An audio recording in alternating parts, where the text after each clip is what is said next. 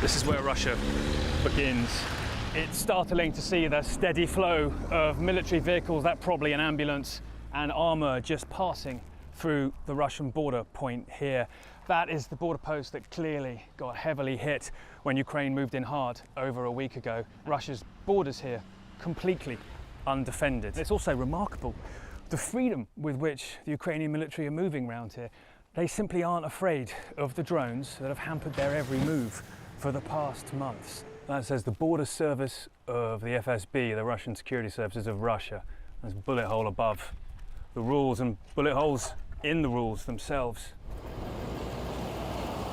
Now, this is what's so startling about this offensive, the volume of Western supplied armour that we're seeing passing back and forth. Their passage through here up into Russia unimpeded entirely. That Rochelle from Canada, ну ожидал? Ми не ожидали такого. Є певна задача, ми її виконуємо, і не більше, не менше. А фінальний результат ніхто поки нічого не бачить. Just saying about how frequently they've been going back and forth over the last week or so.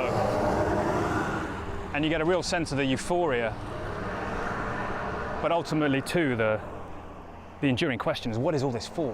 What is the end game? Yes, it's a huge embarrassment for Vladimir Putin, but they're sending some of their best equipment deep into Russia.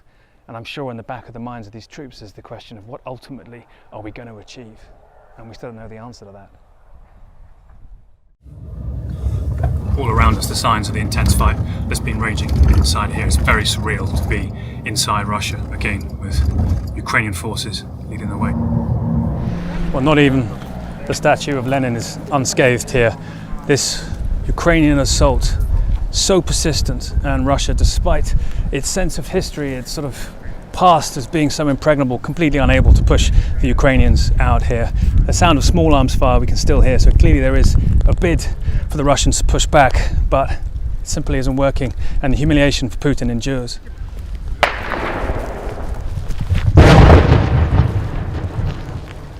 You can see the damage that's been done to this street here from the intense fight that raged. Still clearly active fighting happening here. And still the question is, where are the drones? Where are the Russian drones that have made Ukraine's life hell on the front lines for months? Simply nowhere to be seen. Although there's constant artillery as well. Clearly a fight still underway for this, which has become deeply symbolic for Ukraine's totally surprise assault into Russia.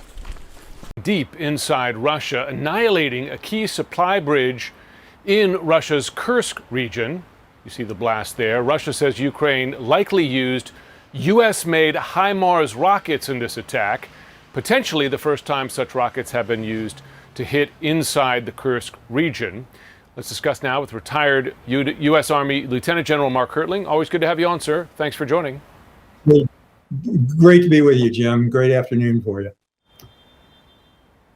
Let's start on this attack, and I do want to go more broadly to the Ukrainian incursion inside Russia. Russia is saying this is a U.S.-supplied weapon. Of course, we don't have any reason based on its track record for taking Russia at its word, but there has been concern among some U.S. officials about the use of U.S. weapons for attacks inside Russian territory. This goes back months to the start of the war. Are those concerns warranted, in your view? They are not, in my view, Jim. And what we're talking about is the use potentially of U.S. weapons, which I agree with, in a tactical fight against military targets, a bridge that was being used to resupply Russians as they were trying to counterattack against the Ukrainians that went into Kursk. Not a strategic target, not something like an apartment building or a school or a hospital that Russia has hit so many of inside of Ukraine to cause civilian casualties. For many months now, Ukraine has seemed to be stuck in a grinding war with Russia. It's been using up its limited resources to try to stop Russian advances, while at the same time unable to claw back territory Putin has captured. But last week, Ukraine flipped the script when it launched an attack into Russia's Kursk region, capturing territory and taking soldiers prisoner. It is the biggest foreign incursion into Russian territory since World War II.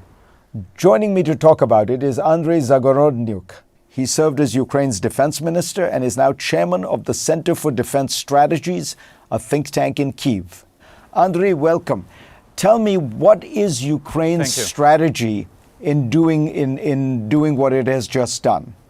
So first of all, we'd like to move the problems to Russia, because so far the whole weight of the war, everything which is they're doing to us, it's been on the territory of Ukraine, and lots of their people are not even looking at that, not even paying attention to that.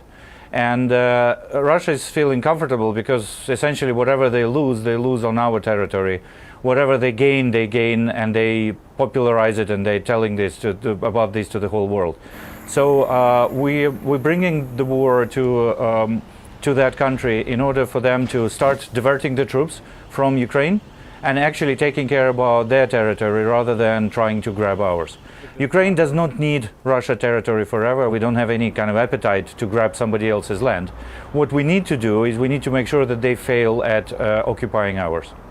You've talked to the soldiers in the field. What have you learned about the Russian army, Russian morale, as you conducted this operation? So first of all, everybody was quite surprised because the area was very little guarded. There's been several units of conscripts and not much else. And of course, lots of them just ran away. The special forces from Akhmat battalion, this is quite popular unit in Russian, they also ran away. And there was no resistance from the local population. Most of the people left, and right now, of course, there are fights. There are some units arriving from the other places, and it's not an easy operation at all. But at the same time, Ukraine has taken under control more territory of Russia than Russia over the last year, and Ukraine did it over the a bit more than a week.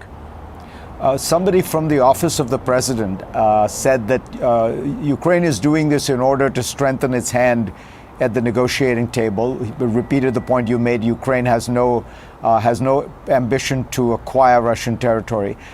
Do you suspect that negotiations are going to begin at some point, in the next year? Ukraine has initiated a peace summit process in which there is a possibility that Russia will take part one way or the other. It's very difficult to say about the actual prospects of negotiations because a lot of Ukrainians, and including analytical community, are very skeptical about the actually ability of Putin to reach any constructive agreement and actually his ability to negotiate good faith.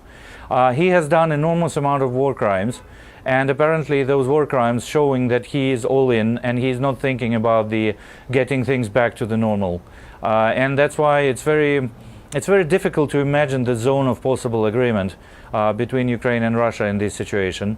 And but of course, if Russia is not diverting the troops right now and doesn't start to address that problem in Kursk, Ukraine may hold that land until the political settlement period. And it's very difficult to predict what happens then, but for sure there will be a major factor during that possible political settlement process.